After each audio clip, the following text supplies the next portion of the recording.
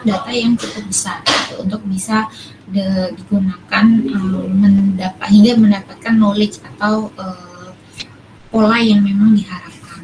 Nah, data mining ini menggunakan data yang sudah dikumpulkan beberapa tahun, ya, selama berapa tahun. Nah, kemudian data mining environment ini biasanya berupa client server arsitektur atau web-based information system arsitektur. Terus biasanya untuk membantu proses penemuan informasi gitu ya, data mining ini membutuhkan data untuk visualization juga gitu. Jadi di mana dari data-data itu kita bangun visualisasinya untuk membantu mendapatkan knowledge apa yang ada dari data tersebut gitu. The miner is often an end user gitu ya. Biasanya mereka adalah orang-orang yang tidak terlalu paham dalam coding, tapi mereka bisa menggunakan tools-tools yang ada untuk membantu proses data mining. Tapi yang terpenting dari orang yang terjun ke proses data mining, ya, entah itu data miner, entah itu data analitik, gitu, data analis, gitu, itu adalah orang-orang yang punya daya kreativitas dalam menemukan pola atau informasi dari data. Jadi dia bisa menebak kira-kira apa sih yang akan dicari gitu, kira-kira begitu. Jadi dia perlu menemukan informasi apa yang ada dari sana gitu ya.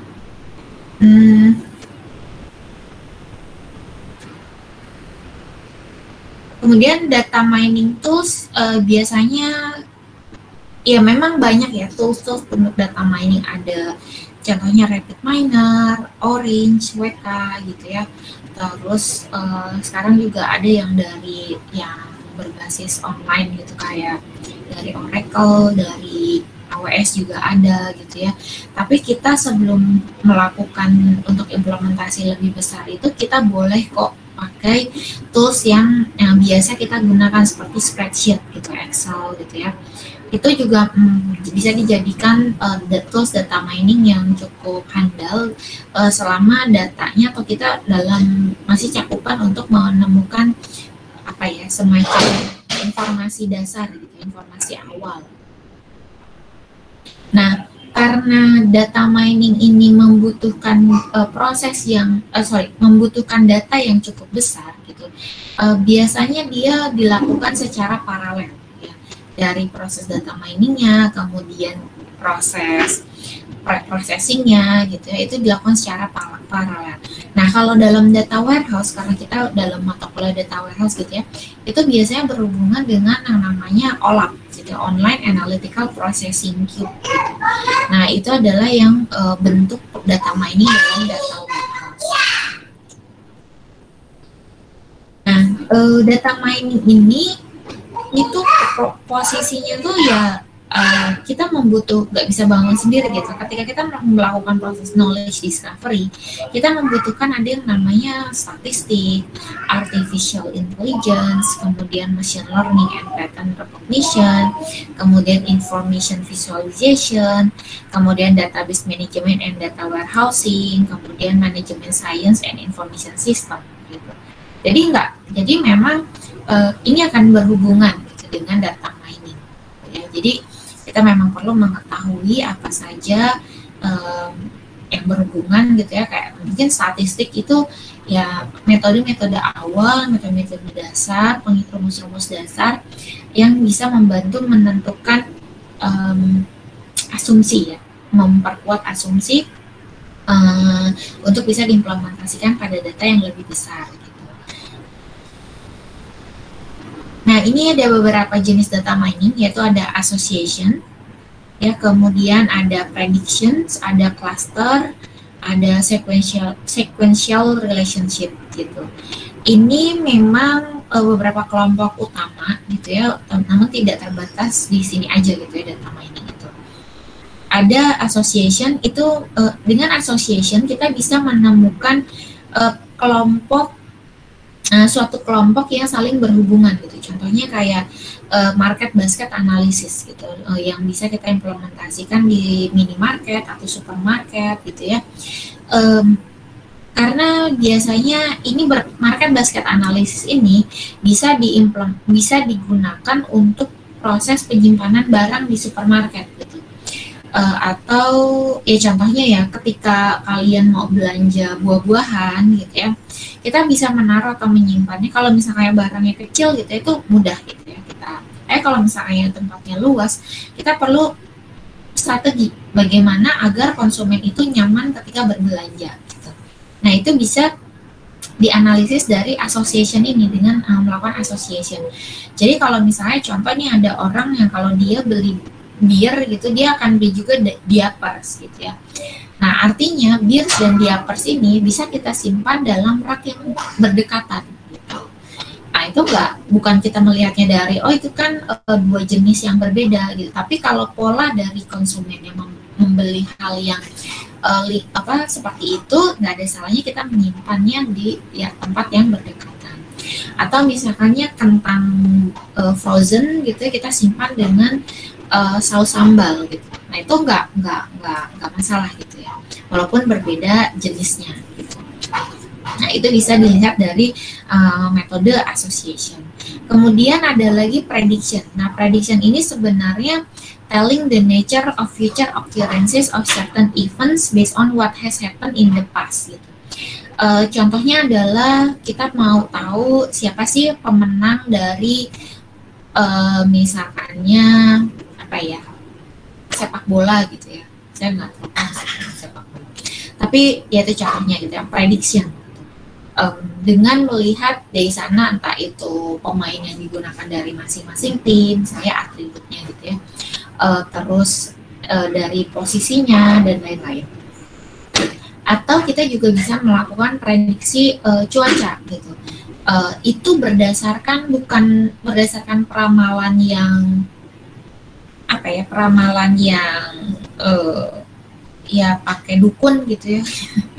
Tapi memang dilakukan berdasarkan histori di pas masa lalunya itu seperti apa itu. Jadi kalau kemarin itu selama 1 bulan ini cuacanya seperti apa nih? Kita lihat dari misalnya dari humidity-nya, terus kita lihat dari angin, dari ya lain-lain lah macam-macam. Itu hal yang bisa kita tebak gitu, kita prediksi. Kemudian adalah clustering. Nah, clustering dengan prediction itu sebenarnya hampir ya pengelompokan juga ya, masuknya ke dalam metode pengelompokan. Tapi clustering ini dia mengelompokkannya itu kelompok yang tidak kita ketahui kelompoknya gitu. Jadi mau dibaginya tuh berapa nih gitu ya, berdasarkan karakteristik dari masing-masing data yang tersedia di situ gitu. Itu untuk clustering. Kemudian ada lagi sequential relationship, yaitu adalah mendiscover time order event. Misalkannya ini adalah pada predicting dalam dunia banking. Nah kita mau tahu misalnya customer itu ternyata sequentialnya kalau dia sudah membuka nomor rekening suatu bank, nah selanjutnya itu apa yang dilakukan gitu? Apakah dia membuat kartu kredit atau dia memilih kredit untuk biaya sekolah gitu ya, atau macam-macam gitu. Nah ini adalah kita bisa lihat dari sequential relationship yang bisa digunakan untuk apa? Nanti ketika ada satu orang baru yang mau membuat akun rekening di bank yang baru gitu ya, di bank, kita bisa menawarkan program-program dari bank yang biasanya orang dengan karakteristik seperti ini dia akan melakukan apa lagi gitu. Jadi bisa menawarkan program dari bank yang cocok untuk customer tersebut. Nah itu bisa dilihat dengan sequential relationship dari customer yang sudah sebelum-sebelumnya. Nah kemudian Nah, jadi secara kalau kita secara besarnya gitu itu kita bisa bagi menjadi 3 kelompok ya, yaitu adalah prediction, kemudian classification dan segmentation atau clustering. Sorry, ini tuh harusnya association dan clustering. Classification, prediction. Oke, jadi ini sebenarnya prediction, classification. Oke.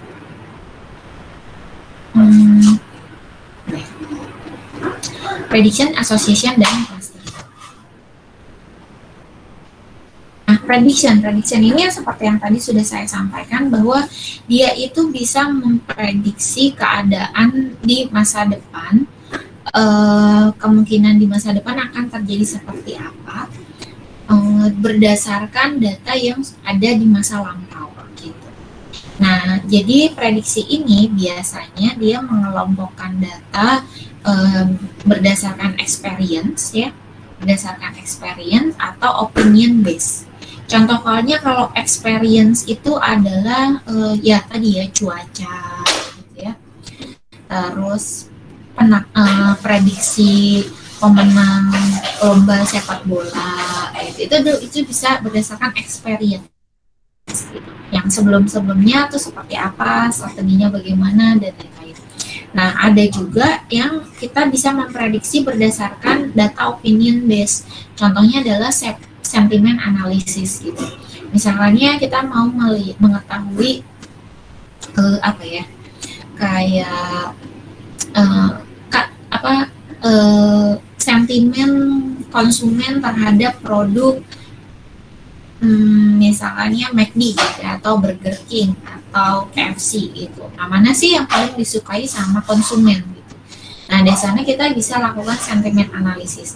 Nah, proses sentimen analisis ini ya kita lihat berdasarkan opinion gitu. Jadi misalkannya kita ambil data dari Twitter itu ya. Data dari Twitter itu kan konsumen akan mengetikkan reviewnya. Nah, kita nilai apakah review itu masuk ke dalam sentimen positif, negatif, atau netral. Nah, sentimen positif dan sentimen negatif ini, penentuan positif dan negatifnya itu adalah opinion base gitu. Berdasarkan misal expert ya, orang aja kita tentuin gitu. Nah, nanti dari sana, dari data-data experience dan opinion base itu, maka akan didapat yang namanya model base. Nah, model inilah nanti yang akan diimplementasikan dalam data atau untuk melakukan prediksi secara sungguhan. Nah, kemudian prediction ini ya contohnya kayak itu ya, predictionnya bisa dibagi dua, ada regression sama regression dan classification. Kalau classification itu melakukan prediksi yang bentuknya labelnya itu sudah tentukan tuh kategorikal ya, baik itu rainy, sunny gitu kan ya. Jadi cuaca itu salah satunya adalah mempredik label yang bentuknya kategorikal. Sedangkan kalau kita mau memprediksi suatu nilai yang bentuknya itu numerikal, itu kita bisa lakukan dengan regression. Contohnya kayak di sini berapa temperatur dari besok hari ya di sebuah kota A. Nah, itu bisa dilakukan dengan regression.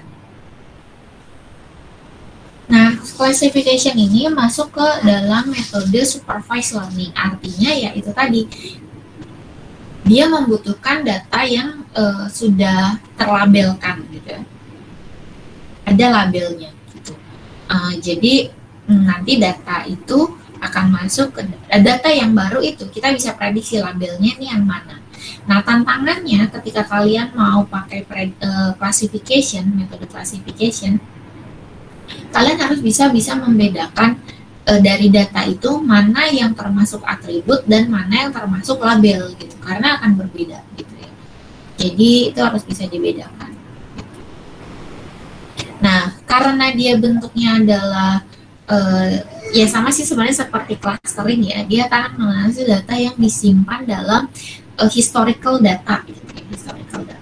Jadi semakin banyak historinya yang sudah tersimpan, maka kita akan semakin banyak mempelajari, bisa mengetahui atau mempelajari apa yang akan dia lakukan di masa depan, kira-kira gitu. Jadi future behavior-nya itu bisa kita prediksi.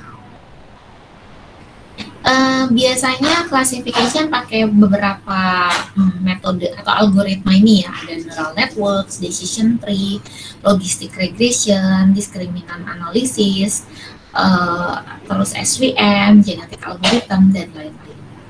Terus ada lagi yang namanya clustering. Nah, ini mirip sih seperti classification, dia bisa mengelompokkan data menjadi beberapa kelompok. Bedanya, kalau di classification itu karena masuknya supervised learning, maka dia sudah diarahin gitu. Ini data yang masuk kelompok A, masuk label A, ini data yang masuk kelompok label B gitu ya. Kalau clustering, ini satu dataset besar, tapi kita nggak tahu dia tuh bisa terbagi menjadi berapa kelompok. Gitu. Contohnya adalah kita mau tahu karakteristik penduduk di suatu kota. Gitu. Nah, bagi karakteristik ini jadi berapa macam? Nah, nggak tahu gitu. Itu tergantung berdasarkan dari similar karakteristik atribut-atribut yang ada di penduduknya. Gitu. Karena mungkin saja karakteristik penduduk di misalkannya di Kota Bandung dengan di mana ya, di Kota Bandung sama di Surabaya misalnya itu punya di karakteristik yang berbeda. Kita nggak bisa, walaupun itu Bandung dan Surabaya merupakan kota besar gitu ya, tapi kita tetap harus melihat gitu dalamnya tuh punya karakteristik berapa kelompok gitu. Nah, itu bisa dilakukan dengan clustering. Jadi kita akan melihat nature dari penduduknya itu seperti apa gitu. Nah, algoritmanya yang bisa digunakan itu adalah K-means atau neural network. Nah, yang lain adalah metode association ini. Nah, metode association ini yang tadi saja saya sampaikan di awal, itu dia akan melihat sebenarnya mendiscover interesting relationship dari sebuah data. Ya tentu kita harus mengetahui gitu ya, metode datasetnya seperti apa, karakteristik datanya seperti apa, kemudian problem apa yang mau diselesaikan itu untuk bisa menentukan bahwa metode apa yang cocok untuk data miningnya, apakah classification, apakah clustering atau association. Karena ini datasetnya beda-beda gitu ya, dan yang di outputnya pun juga beda-beda. Kalau association ini bisa menyampaikan link analysis atau sequence mining gitu ya. Gitu. Jadi nanti ada association rule. Ya tadi kayak saya bilang, kalau misalnya orang beli bir terus dia kan beli diapers juga gitu. Implementasinya bisa digunakan untuk macam-macam, bisa untuk penyimpanan barang di supermarket, atau di gudang atau lain-lain gitu ya. Atau bisa juga melakukan bundling promo produk yang ingin dijual. Nah, toolsnya untuk association ini bisa pakai a priori, FP Growth, 1R, 0R, atau iklan. Ya, ini algoritmanya. Biasanya kalau udah mau pakai tools RapidMiner, tools Orange, WK gitu, biasanya dia udah punya algoritma dasar, entah itu classification, association, atau clustering yang ada di sana. Jadi kita tinggal inputin datanya, terus kita pilih algoritmanya apa. Nah, selain pakai tools itu, kita juga bisa melakukan data mining dengan melakukan visualization atau time series forecasting.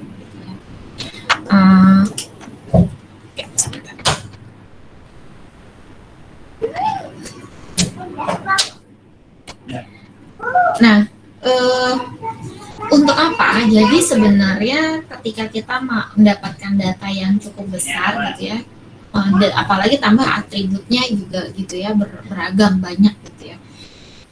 Ya contohnya ya kalau kalian sekarang mahasiswa gitu ya, terus nanti dapat tugas, ya sebutlah tugas 3 gitu ya, itu ada datasetnya tuh dijelasin dulu kan sama nanti asisten, terus kalian juga masih bisa teka itu atributnya apa dan lain-lain. Selama dokumentasinya bagus, kita akan bisa memahami akan bisa memahami atributnya itu apa. Itu yang dibutuhkan untuk dipahami. Tapi kalau misalnya kita datang langsung ke kasus yang benar-benar sebuah kasus yang real gitu ya, real bisa ke perusahaan gitu ya, organisasi yang real, kita mungkin akan dikasih data ya variabelnya ya itu gitu. Bersyukur kalau kita dikasih tahu ini adalah atribut A, ini adalah isinya bla bla bla bla seperti apa gitu ya. Tapi ya keadaan nggak, ternyata bisa jadi nggak sebaik itu gitu ya, nggak seideal itu gitu. Kita perlu mengetahui ini apa ya hubungan antara atribut A dengan atribut B gitu. Itu perlu diketahui. Nah, biasanya cara awalnya itu bisa dengan melakukan visualization atau time series forecasting gitu. Nah, itu bisa dilakukan pakai entah itu tools seperti spreadsheet gitu ya, atau ya yang masih mudah untuk memahami kita, maksudnya untuk bisa kita memahami apa sih yang data ini tuh berbicara apa gitu, kira-kira kayak gitu. Jadi mengcapture apa yang mau kita pahami dari data itu. Nah, baru nanti dari sana kita bisa melihat implementasikan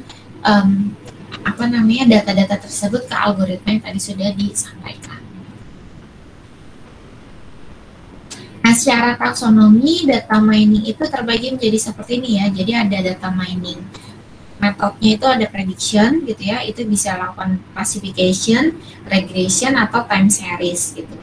Nah, ini data mining algorithms itu ada decision. Kalau classification bisa pakai decision tree, neural network, supervector machine, KNN, naive Bayes atau genetic algorithm. Learning type-nya apa? Yaitu adalah supervised. Kemudian regression itu linear atau non-linear regression, ANN, regression tree, SVM, KNN sama genetic algorithm. Jadi mirip lah gitu ya. Terus ini supervised juga gitu. Jadi semua yang masuk prediction, classification, regression, time series itu masuk ke dalam supervised learning. Artinya nanti kita udah kasih tahu, udah kasih labelnya itu apa. Terus ada lagi yang namanya time series, itu bisa autoregressive method, averaging method, exponential smoothing, ARIMA dan lain-lain. Gitu. Nah, kemudian ada lagi association, itu pakai market basket, link analisis atau sequence analisis. Algoritmanya ada a priori, 1R, 0R gitu ya. Atau link analisis bisa pakai expectation maximization, a priori algorithm, graph based matching gitu ya. Terus sequence analisis itu pakai algoritma a priori, epigrowth, graph based matching. Nah, semua yang masuk ke dalam association itu bentuknya adalah unsupervised learning. Jadi data itu nggak ada labelnya. Jadi dia nggak perlu belajar. Jadi kita udah langsung kita perlihatkan kita mining, nanti datanya tuh akan memberikan hasil seperti apa. Nah, sedangkan segmentation itu bisa pakai clustering atau outlier analysis. Ini clustering itu ya sama ya, mengelompokkan juga, tapi ya itu dia kelompoknya kita nggak tahu. Gitu. Kayak tadi yang contohnya untuk memprediksi karakteristik masyarakat di sebuah kota. Ya kita akan melihat berdasarkan ya, contohnya sini K-means gitu ya, atau expectation maximization. Itu hanya melihat dari kedekatan jarak gitu, jarak datanya itu masing-masing atribut itu seperti apa. Jadi semakin mirip ya, artinya itu akan membentuk menjadi sebuah kelompok. Apa sih bedanya data mining dengan statistik gitu ya? Nah, jadi kalau kita lihat sebenarnya ini dari datanya aja sih ya, jumlah datanya. Kalau statistik itu pakai datanya yang cenderung lebih sedikit gitu. Terus kalau data mining itu pakai datanya yang ya keseluruhan data lah gitu ya. Nah, biasanya ya data mining itu pakai data big data ya, as big as possible. Jadi semakin banyak semua data yang bisa kita implementasikan dalam data mining. Tapi kalau statistik kita bisa ambil populasi datanya gitu ya, terus sudah gitu dari populasi itu kita bisa set dulu hipotesanya apa gitu. Ini contoh-contoh data mining application gitu ya, contohnya di customer relationship management. Customer relationship management gitu. Jadi kita mau tahu misalkannya tentang relasi konsumen gitu ya terhadap sebuah produk gitu. Itu terus pakai apa? Bisa pakai sentimen analisis ya. Atau kita mau tahu karakteristik dari konsumen seperti apa gitu. Itu bisa pakai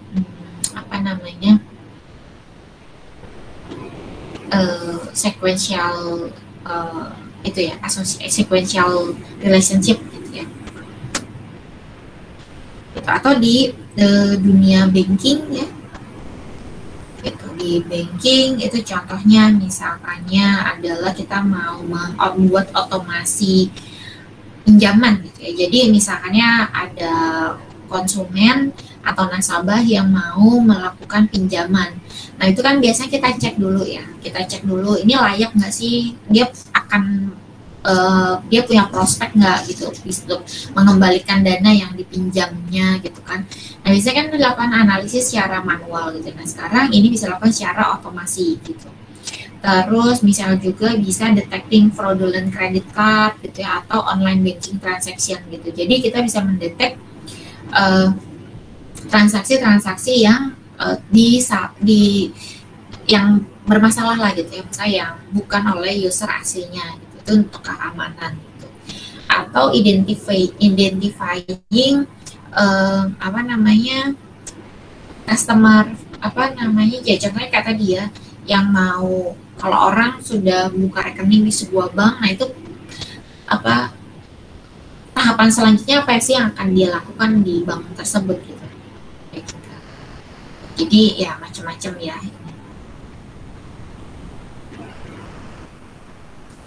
Terus bisa juga untuk banking itu misalkannya kita mau memprediksi posisi penyimpanan ATM gitu ya, atau posisi membuat cabang bank gitu ya, cabang dari sebuah bank gitu. Itu kan perlu diprediksi, jangan sampai nanti ketika dia buka ATM itu ya jarang dipakai gitu kan, cost-nya terlalu besar gitu. Nah kemudian retailing dan logistik gitu ya.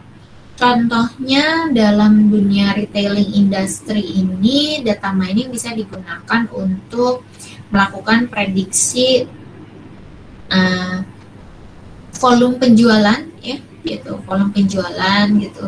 Terus mengidentifikasi relationship antara penjualan dengan banyak produk gitu ya, macam-macam produk gitu.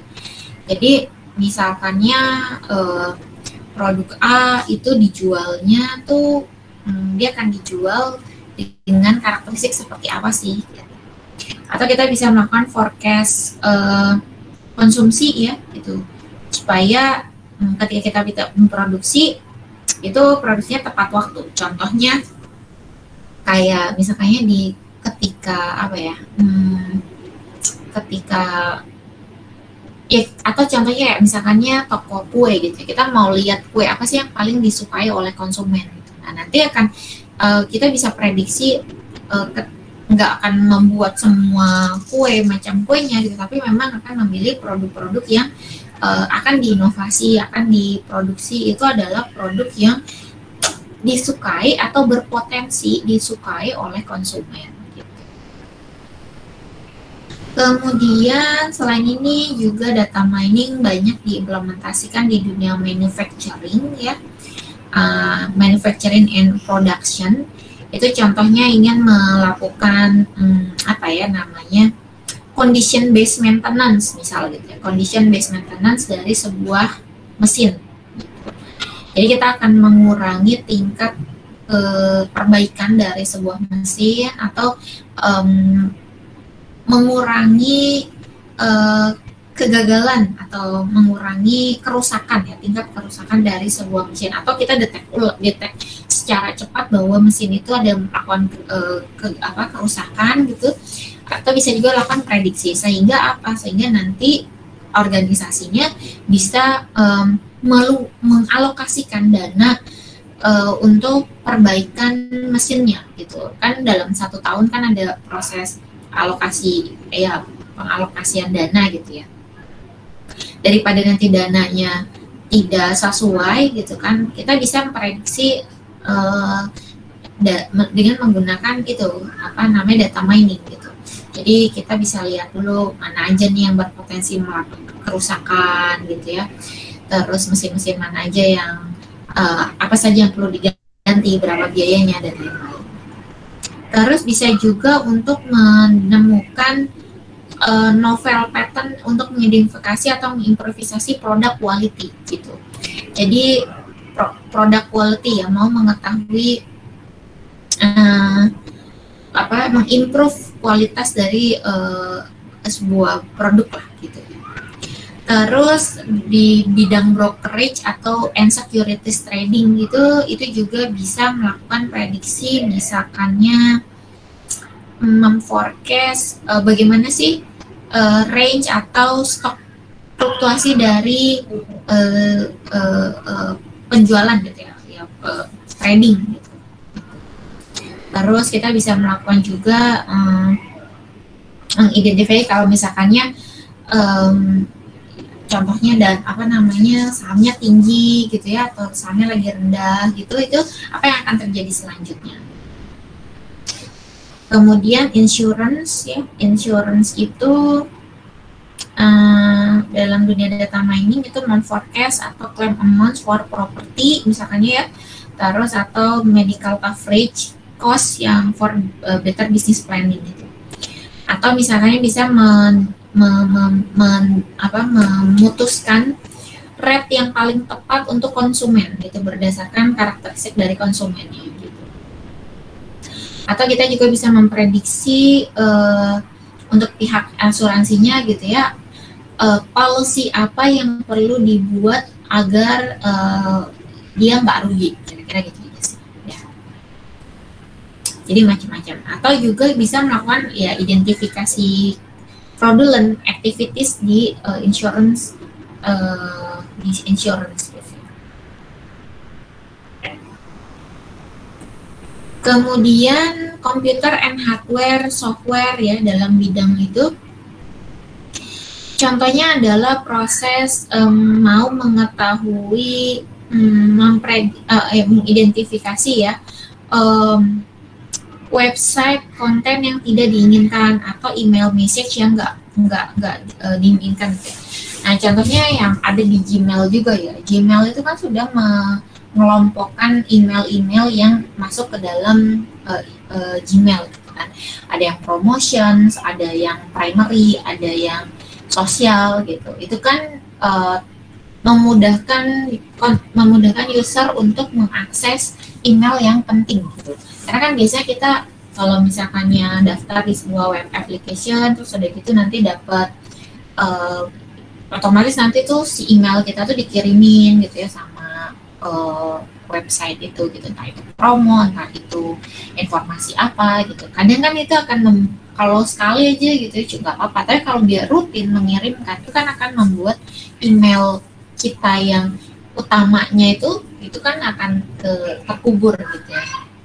Gitu. Nah sebenarnya sih kayak di WhatsApp gitu juga, kadang saya sudah berpikir kalau bagus juga nih kayaknya kalau WhatsApp itu bisa dikelompokin gitu ya, jadi bisa mengenali mana message yang urgent, mana message yang nggak urgent gitu, kira-kira kayak gitu.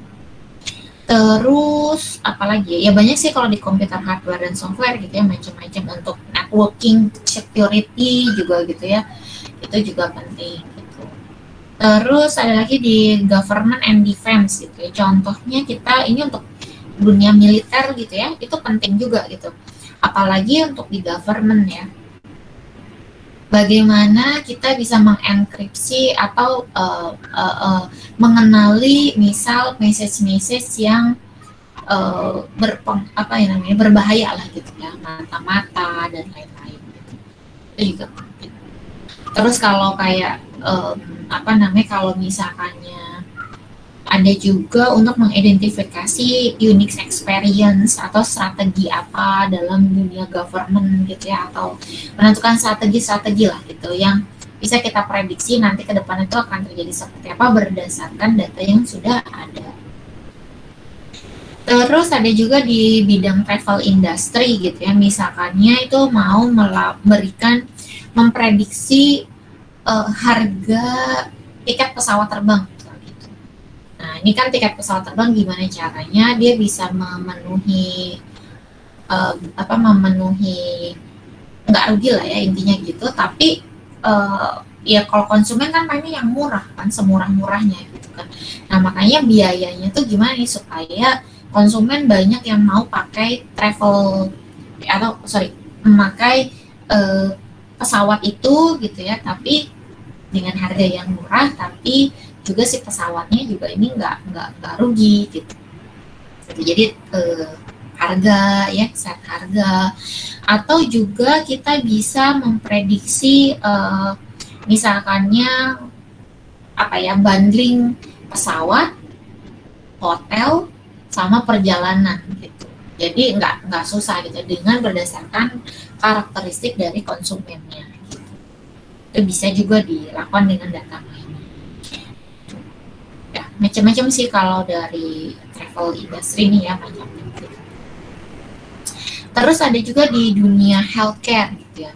Nah, di healthcare ini misalnya kita mau mengidentifikasi apa ya, fenomena dari dunia kesehatan ya, macam-macam sih, banyak gitu ya.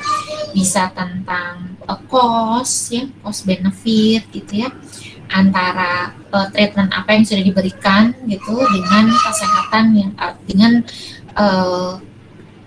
jenis penyakitnya gitu untuk di sebuah rumah sakit gitu. Jadi ya bisa memberikan cost yang sesuai untuk konsumen, untuk pasiennya, tapi juga untuk rumah sakitnya juga sesuai gitu.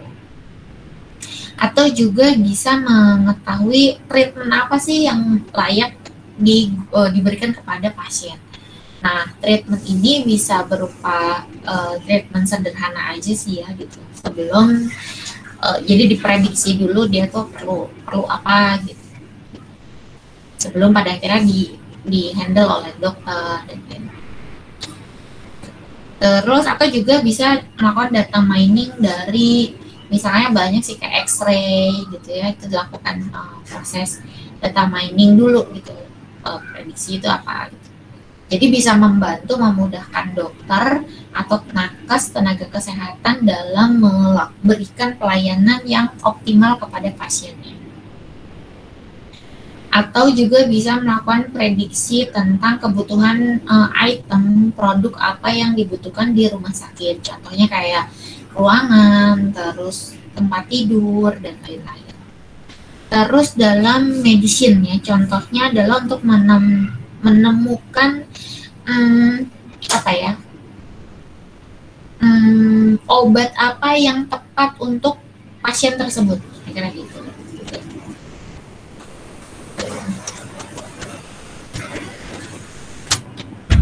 Terus entertainment industry. Nah, ini juga saya yakin kalian juga banyak yang udah pakai gitu ya, entertainment industry. Contohnya misal di Netflix atau di YouTube atau di Spotify gitu ya. Spotify gitu ya. Kalian dengerin lagu gitu. Terus udah gitu nanti dia akan bisa mengeksplor pilihan-pilihan dari pilihan-pilihan lagu apa yang biasa kalian dengar. Atau dari Netflix atau YouTube gitu ya, itu ada suggestion film apa yang atau video apa yang cocok buat kalian gitu, yang biasa kalian akan tertarik gitu. Karena kan apa, untuk web application seperti itu kan sebenarnya mereka pengen usernya itu nonton terus kan. Jadi supaya kalian nggak berpaling dari web aplikasi, dari aplikasi itu, dari Netflix dan itu akan memberikan film-film yang kalian sukai gitu. Itu bisa menggunakan data mining gitu. Atau juga tentang cost ya, price dari ini gitu. Kayak misalnya kita mau lihat, kalau nggak salah saya pernah lihat di Spotify itu ada untuk mereka tahu kalau demografi usernya itu paling banyak itu berapa sih gitu ya. Terus mereka bisa tebak gitu kan, berapa harga yang bisa kalian keluarkan untuk langganan Spotify 1 bulan kira-kira gitu. Nah, itu prediksi cost-nya itu, prediksi price-nya itu bisa dilakukan dengan data mining. Terus ada lagi Homeland Security and Law Enforcement gitu ya. Kayak di Homeland itu contohnya untuk mengetahui misal teroris behavior gitu ya, terus untuk memprediksi atau mengeliminate apa ya namanya kayak biological atau chemical attack gitu ya dalam sebuah negara kayak gitu. Terus mengidentifikasi apa criminal behaviors gitu. Jadi kayak contohnya misal kita pakai CCTV gitu. CCTV itu kan masih untuk memantau 24 jam. Tapi kita masih membutuhkan juga gitu bahwa mendeteksi bahwa itu adalah crime behavior gitu, atau itu adalah akan mengarah ke kejahatan gitu, pencurian kah atau apa. Nah, itu di situ bisa dilakukan pakai data mining. Terus ada lagi dalam dunia olahraga gitu. Nah, dalam dunia olahraga ini bisa macam-macam ya, ada tentang basketball, ada untuk di baseball gitu ya. Contohnya adalah menentukan atau memprediksi siapa yang orang yang akan bergabung dengan tim yang layak untuk masuk ke dalam tim, diterima atau enggak nih gitu ya. Atau kalau enggak bisa memprediksi apa ya tuh kayak strategi apa yang digunakan untuk pertandingan. Itu contoh-contoh. Terus ada lagi, nah untuk bisa, jadi application data mining ini cukup luas ya. Sekarang ini hampir semua bidang itu membutuhkan namanya application dari data mining, pengaplikasian dari data mining. Ada lagi misalnya di dunia pendidikan, itu yang memprediksi kegagalan ya, nggak naik kelas, atau memprediksi jurusan apa sih yang tepat untuk satu siswa gitu, jurusan nanti masuk ke kuliah itu dia cocoknya tuh bidang apa gitu. Nah, itu bisa dilakukan data mining. Terus, nah bagaimana proses data mining itu bisa diimplementasikan, metodenya tuh apa, atau prosesnya tuh bagaimana. Nah, kita bukan hanya sekedar, oh ya artinya kita butuh data yang besar gitu. Nah, itu aja nggak cukup.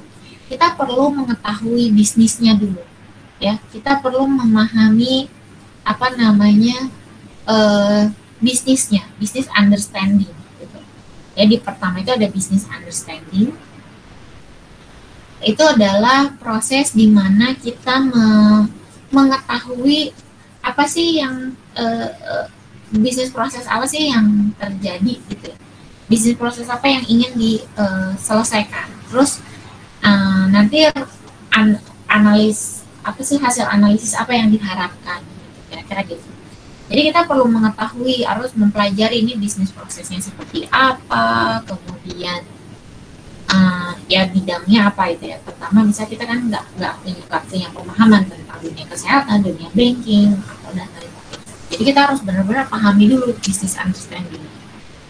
Nah setelah itu kita bisa melakukan namanya data understanding, yaitu adalah untuk mengetahui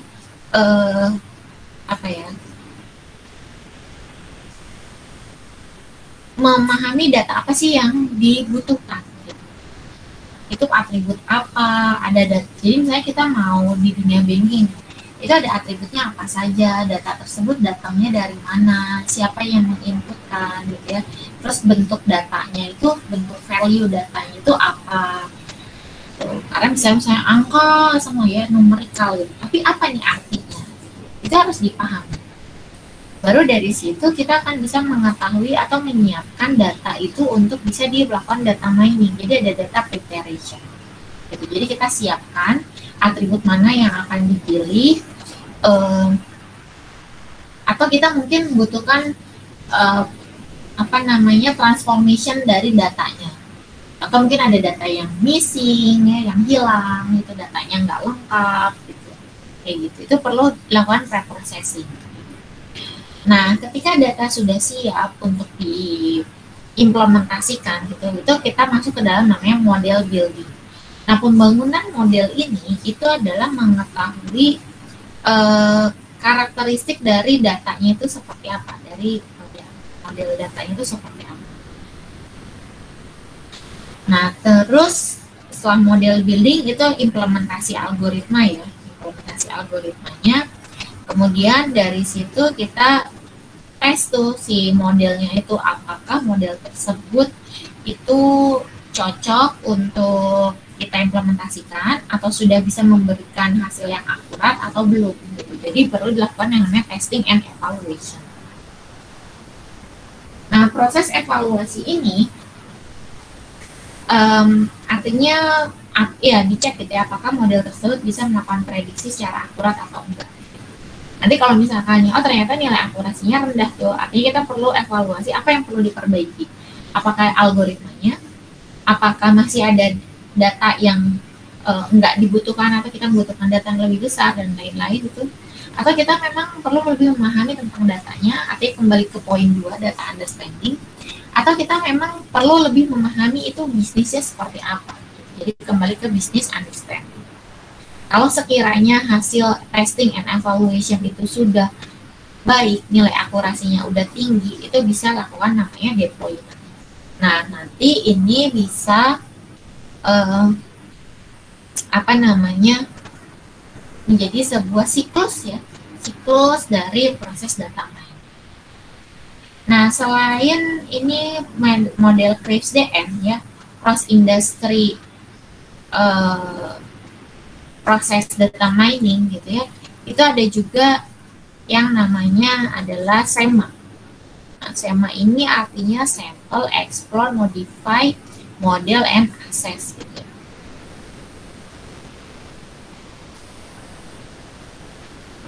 Nah, jadi misal ketika kalian sudah pernah mendapatkan data yang, kalau kalian punya dapat data yang atau kalian dapetin kasus yang ideal gitu ya,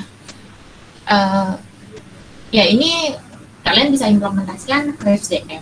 Tapi kalau biasanya kita akan dapat data besar gitu ya, tapi nggak tahu nih ini tuh apa, dari mana gitu. Nah, itu bisa dilakukan metode SEMA ini.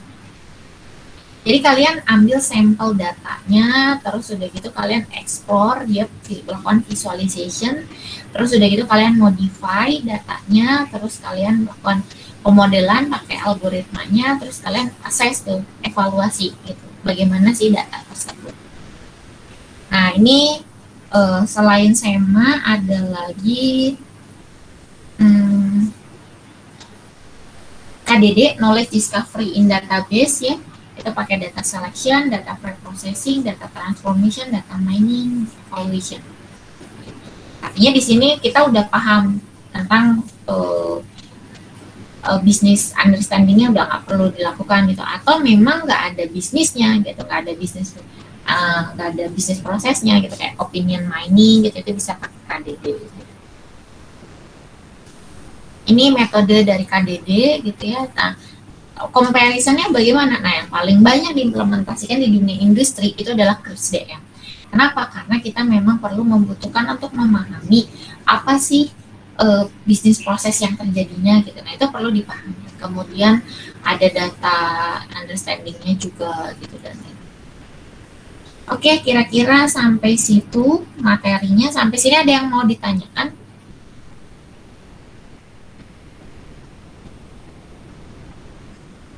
Jadi nanti untuk kasusnya, untuk kalian dihubungkan ke tugas 3, itu adalah kalian mengimplementasikan algoritma tadi itu dengan data-datanya. Jadi kalian perlu pahami gitu ya, kira-kira datanya itu nanti cocoknya buat ini ya, kira-kira ini. Kalian harus bisa pahami. Kalau dia udah punya labelnya, makanya kita bisa lakukan prediction. Kalau dia belum tahu labelnya, kita bisa lakukan clustering. Kalau kita mau taunya hubungan gitu ya, link antar datanya, kita bisa lakukan dengan association. Jadi pahami kasusnya apa, nah baru kita asumsikan bahwa dia bisa pakai metode apa, pilih. Silakan kalau ada yang mau ditanyakan.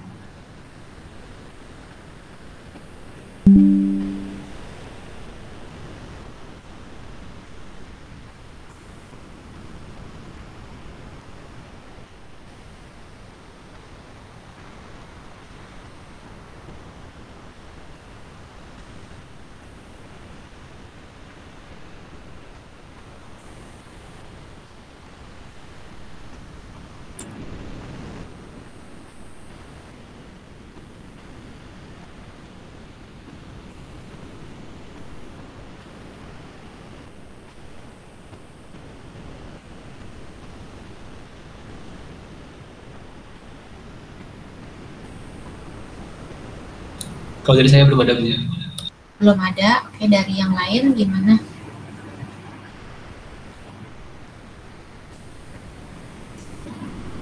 Kalau gitu saya sambil ini ya, apa namanya, buka presensi.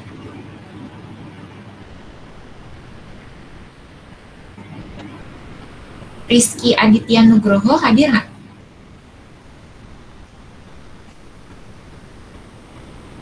Ferry Irawan, Hadir, Bu. Akilah Auni Arif, Hadir, Bu. Hilal Arkan Pratama, Hadir, Bu. Ilham Aulia Rahman, Hadir, Bu. baik Vidi Saska Suhita, Deva Rifki Maulana, Deva hadir, Mas Dai Asyidiki, Hadir, Bu. Nabila Feriski Putri, Hadir, Bu. Siti Alifah Hartania, Hadir, Bu.